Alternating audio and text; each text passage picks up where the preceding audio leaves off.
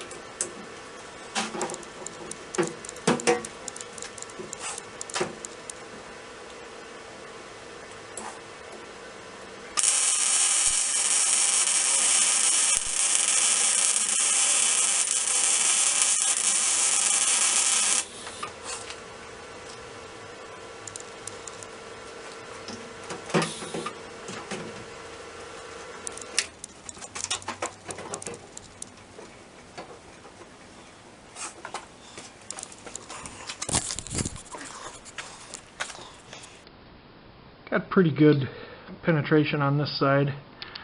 The first one I had a little bit more heat on the bracket, and I had to make a second pass to get some heat on the tubing. So now I gotta let that cool down. If 2 welds are good, then 4 must be better, right? Well, I made another mistake. I welded one of the tabs on upside down. I don't know what I was thinking. I flipped it to the other side of the vise, but they didn't need to be reverse of each other. They both needed to be the same because they're on the same side of the board. So, gotta fix that. Well, those screws are a little close together, but I can still get 2 of them in there. I would have rather stacked them vertically, but I made a mistake and welded that on upside down, and that's what I got to deal with. I decided to just move everything into the garage so I could keep working because it's only like 7 o'clock. This is a little bit better lighting anyways for doing videos. That's 22 inches sticking out there. And I don't know if I'm going to have them come out the full 22 inches. Right now I need to get my piece cut that's going to be the bed extension. The failed attempt at my first flip-up door returns to the scene of the crime.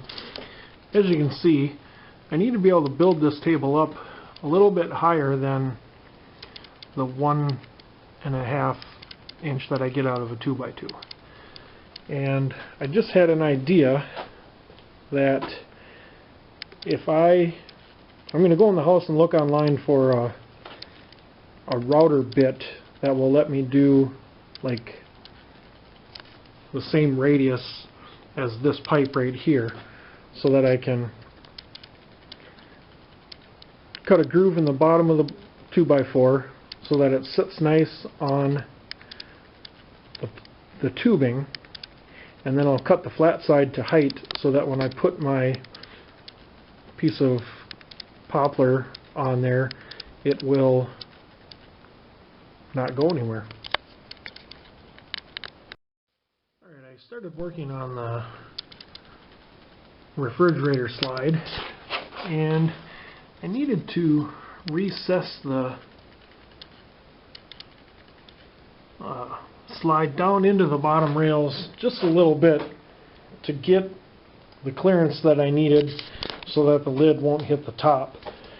So basically this guy is going to go down inside here like this, and then a piece of plywood will come across here and it'll slide out that way.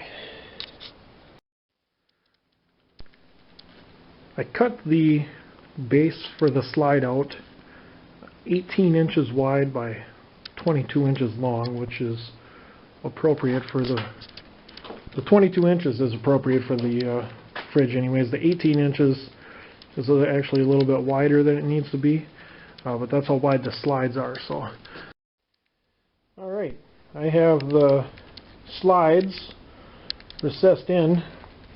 I'm trying to decide what I'm going to use to brace this slide with on this side. I think I might just cut a piece of 2x2 to run across there, and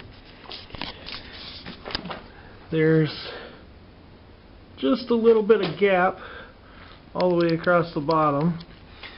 I am going to put a front edge on this thing so that so that plywood doesn't sag under the weight of the fridge. I mean, that thing weighs 50 pounds, and so there's going to be a reinforcement going across the front, and then I'll run a ridge across the back, which will keep the plywood from sagging and also hold the fridge in place.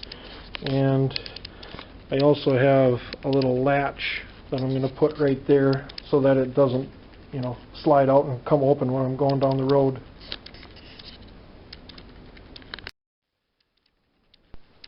I do get just a little bit of overhang on the back side of the slide, and it's wider than the fridge needs to be. But that was the closest ball bearing slides that I could get. And this is another shot of the pieces of tubing that I made. I got this tubing from DMS Machine, which is a machine shop here in Little Falls, and they're always really helpful whenever I need to get stuff. They help me out with some custom pieces on my chopper too. I was going to make this slide out of wood, and I was having trouble getting this stuff to fit, and I bought a 1 1/4 bit to make those holes, and then I had some 1 1/4 dowel, and it didn't want to slide through there for nothing. It was going to be locked in place, and it just wasn't going to work. And I was talking with a fellow named Andrew. I think he's over in Europe somewhere, because the license plates on his van they look European. He has a slide out on the end of his bed to make it longer, real similar to what I'm doing here. It's a little different, but it gave me the idea that I didn't have to use wood for the whole project, that I could use metal for some of it too. And that really made this task a lot easier once I broadened my horizons a little bit and didn't think that everything had to be made out of wood.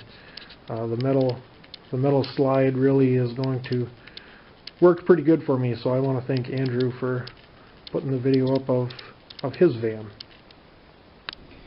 Just wanted to give another quick cost update. When I left off last time, it was $1,200.